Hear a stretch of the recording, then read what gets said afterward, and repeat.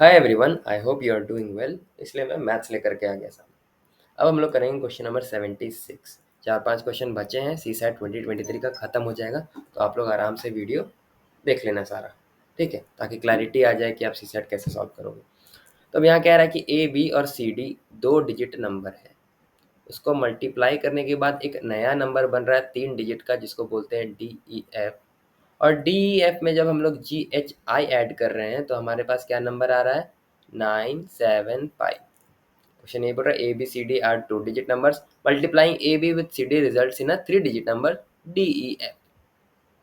अगर फास्ट बोल रहा हूँ तो थोड़ा स्लो कर लेना, ठीक है। Adding D E F two another 3 digit number ji H I result in 975। ठीक है, डी एफ में जी एच आई ऐड करने के बाद 975 बन रहा है। कह रहा है कि A B C D E F G H I जो इतना सारा नंबर्स है, ये सारा अलग अलग नंबर्स है, सिमिलर नंबर्स नहीं है, रिपीटेटिव नंबर्स नहीं। अगर मान लो कि ई जीरो है, एफ 8 है, ई जीरो है, एफ 8 है, तो बताओ कि ए प्लस बी प्लस सी किसके बराबर होगा? बताओ मुझे, ए प्लस बी किसके बराबर होगा, बी प्लस सी किसके बराबर होगा? तो उसके लिए हमें जानना होगा कि ए बी और सी का वैल्यू क्या है। तो अब हमें पता चल गया कि डी एफ में ई और एफ का वैल्यू 0 8 है। तो अब बताओ कि आई का वैल्यू क्या रखेंगे कि हमको 5 यहाँ पे मिलेगा? ऑब्वियस बात है कि आई का वैल्यू हम लोग 7 रखेंगे, तभी तो 15 मिलेगा ना। 8 7 15।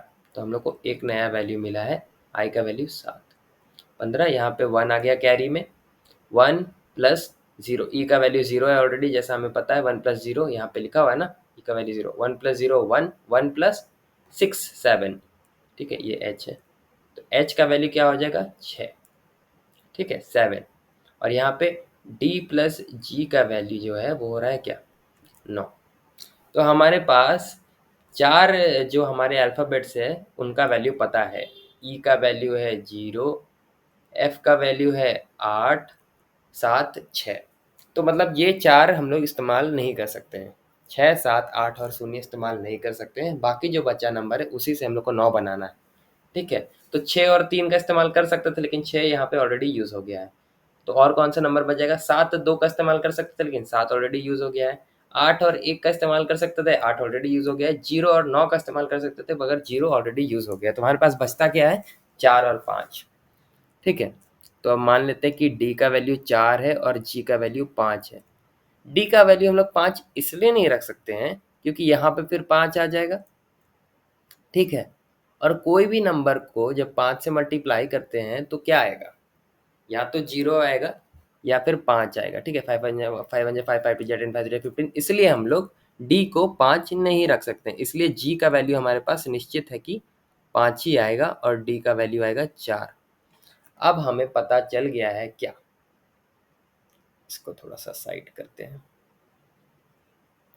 ठीक है, अब हमें यहाँ पे क्या पता चल गया कि डी एफ का जो वैल्यू है वो क्या है हमारे पास? ई का वैल्यू 0 था और एफ का वैल्यू 8 था। डी का वैल्यू 4 है। ठीक है, यहाँ पे थोड़ा सा और मिटाते हैं। डी का वैल्यू 4 है। ओके, अब हमारे पास क्या नंबर्स है जिसको हम लोग इस्तेमाल नहीं कर सकते हैं? 6 7 8। 5 6 7 8 नहीं इस्तेमाल कर सकते हैं। 4 5 6 7 8 और 0 इस्तेमाल नहीं कर सकते। हमारे पास बचा क्या है? 1 3 2। और कुछ है क्या? तो अब 4 0 8 आ रहा है, और अगर डी यहाँ पे 4 है तो इसका मतलब बी का वैल्यू 2 ही मांगता है। अगर 2 नहीं होगा तो फिर 8 कैसे होगा? ठीक है, 4 2 8। ठीक है, अब 408 हमको बनाना है। मेरे पास नंबर बचा 1 और 3, तो यहाँ तो ऐसे हो जाएगा 32 और 14। ए का वैल्यू 3 रख दो और सी का वैल्यू 1 रख दो। 32 और 14 कर लो, 4 2 8 4 3 12, 2 1 2 3 1 3। तो ये तो नहीं होगा, 32 14 नहीं होगा। उल्टा करते हैं, 12 और 34 करते हैं। ए का वैल्यू 1 और सी का वैल्यू 3। 12 और 34, 4 2 8 4 1 4 3 6 3 1 3 4 0 8 हो गया। ठीक है, 12 और 34। ए बी का वैल्यू है 12 और सी डी का वैल्यू है ए बी सी डी, हाँ सी डी का वैल्यू है 34। ठीक है, अब हमें क्या करना था? ए बी और सी को ऐड करके बताना था क्या वैल्यू बन रहा है मेरे भाई। क्या वैल्यू बन रहा है बताना। तो 1 प्लस 2 प्लस 3 दैट इज 3 4 5 6 6 बन रहा है। As simple as that. मैंने समझाया है इसलिए थोड़ा समय लगा है, नहीं समझाता तो 3 मिनट से ज़्यादा नहीं लगता। ठीक है, आई होप कि आपको ये सवाल बिल्कुल समझ में आ गया होगा। नहीं समझ में आया तो स्लो मोशन में फिर से पीछे जाओ, फिर से देखो, पक्का समझ में आ जाएगा, और फिर भी ना समझ में आए कॉल मी ओके। अब 78 बनाते हैं। P Q R S T 5 statement है, ठीक है, 5 स्टेटमेंट है, अलग अलग लोगों द्वारा दिया जा रहा है P Q R S T के द्वारा। अब कह रहा है कि पी जो स्टेटमेंट है वो सही है, पी जो है वो सही बोल रहा है, और पी अगर सही बोल रहा है तो दोनों क्यू और एस भी सही बोल रहा है, ठीक है। और दूसरा स्टेटमेंट कह रहा है कि अगर आर और एस दोनों सही बोल रहा है तो टी गलत बोल रहा है, ठीक है। अब हम इससे क्या कंक्लूड कर सकते हैं? इससे हम ये कंक्लूड कर रहे हैं कि अगर टी ट्रू है तो एटलीस्ट पी और आर मस्ट बी फॉल्स। अगर मान लो कि टी जो है, अगर आर और एस जो है सही बोल रहा है, सच सच बोल रहा है, तो टी झूठ बोल रहा है, ठीक है। अगर टी सच बोल रहा है, मान लो कि अगर टी सच बोल रहा है तो ऐसा नहीं होगा ना कि आर और एस सच बोल रहा है तो टी टी झूठ बोल रहा है, और टी सच बोलने लगा तब भी आर और एस सच बोल रहा है, ऐसा नहीं हो सकता। क्योंकि टी अगर अगर दो लोगों का अंजाम एक आ रहा है, ठीक है, तो अंजाम बदल देंगे, फॉल्स की जगह ट्रू कर देंगे, तो यहाँ पे भी तो कुछ छेड़खानी हुआ होगा ना, यहाँ पे भी तो कुछ ना कुछ छेड़खानी होगा, तभी तो अंजाम अलग आ रहा है। इसका मतलब है कि आर या एस दोनों में से किसी एक को फॉल्स होना पड़ेगा। तो जो ये बोल रहा है ना, then at least one of P and R must be false, तो पी और आर को ही ले लो, किसी एक को अगर फॉल्स बन जाता है तो हमारा काम हो जाएगा, टी जो है सही है, then at least one of P and R must be false, P और आर में से किसी एक को फॉल्स होना ही पड़ेगा, ठीक है। दूसरा स्टेटमेंट है अगर क्यू ट्रू है तो पी भी ट्रू है। अगर क्यू ट्रू है, अगर यहाँ पे जैसे इसको थोड़ा सा मिटा देते हैं, साफ सुथरा कर देते हैं, क्या कह रहा है यहाँ पे? कह रहा है कि अगर अगर क्यू ट्रू है तो पी भी ट्रू है।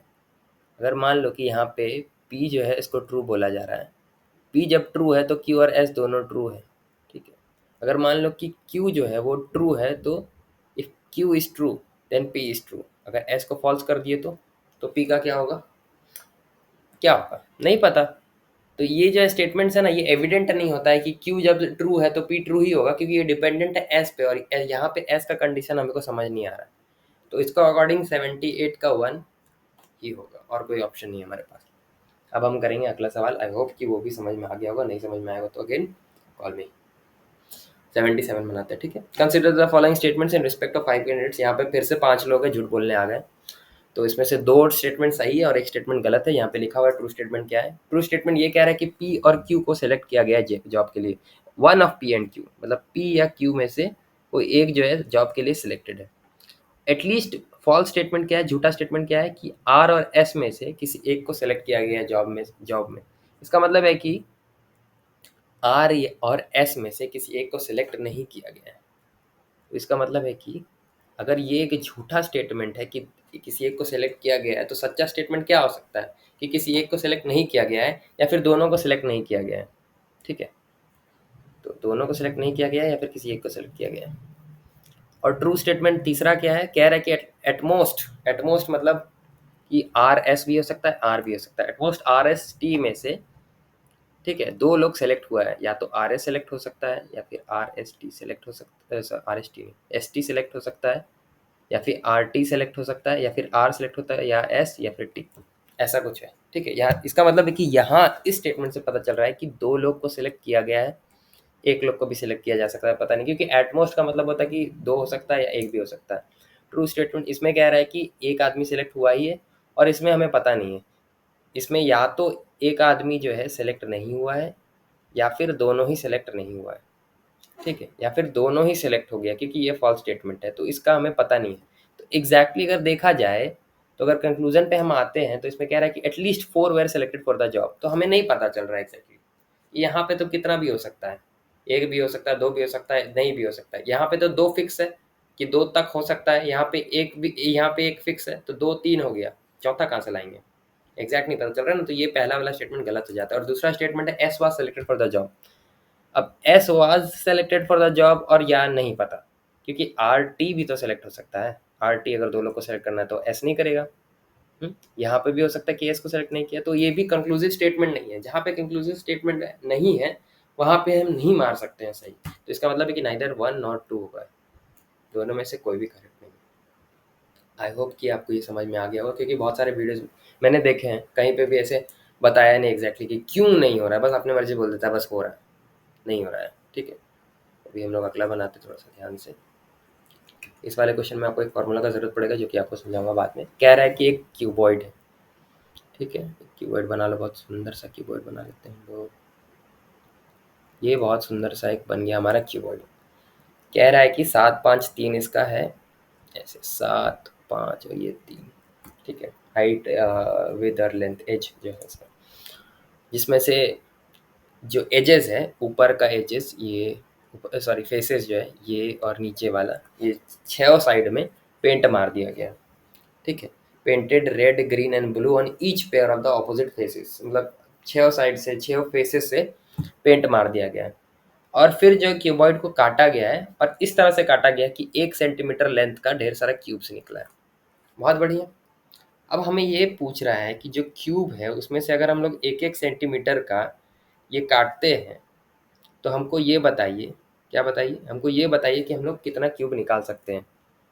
तो ये कह रहा है कि 15 स्मॉल क्यूब्स हम लोग निकाल सकते हैं जिसमें कि कोई भी पेंट नहीं लगा हुआ है, ठीक है, क्योंकि आप ऊपर ऊपर मार रहे हो पेंट, इसका मतलब है कि अंदर में कुछ क्यूब्स बचा होगा जिसमें पेंट नहीं लगा है।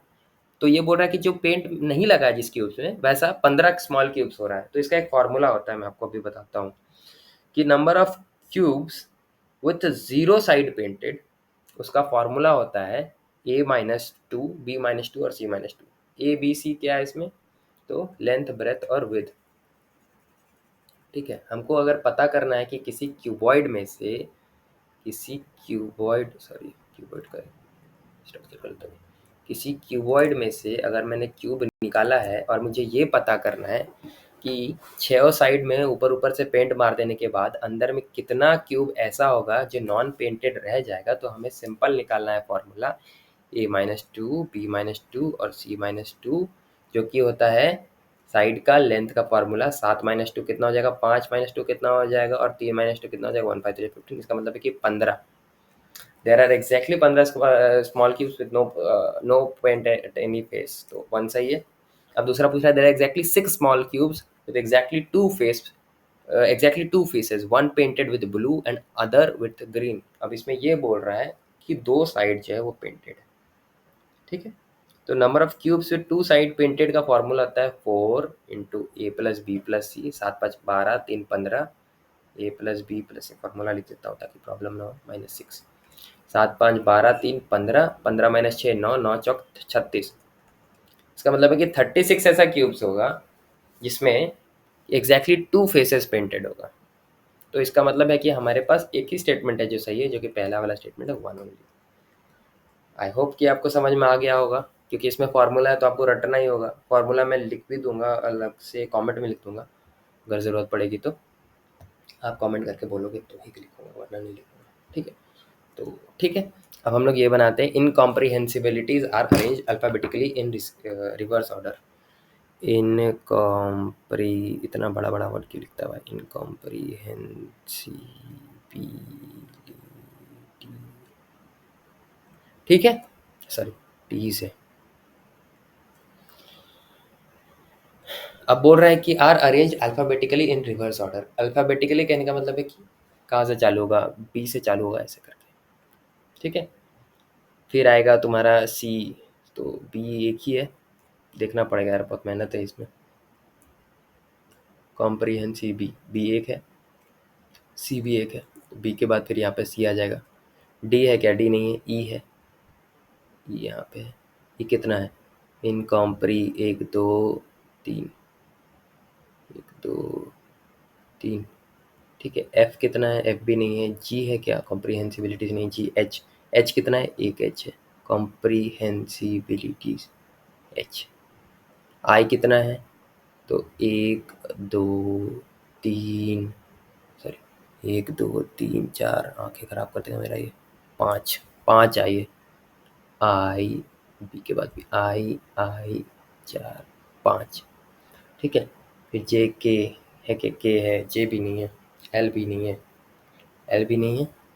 एम है क्या, एल है, तो एल बताते नहीं यार, एल है, एल एक है, ठीक है, यहाँ से तो हमें मिल गया है कि 2 जो है यहाँ पे आई यहाँ पे मिल रहा है, ये आई 1 2 और यहाँ पे भी आई मिल रहा है, तो 2 तो यहाँ पे मिल गया। अभी आगे भी देखते हैं।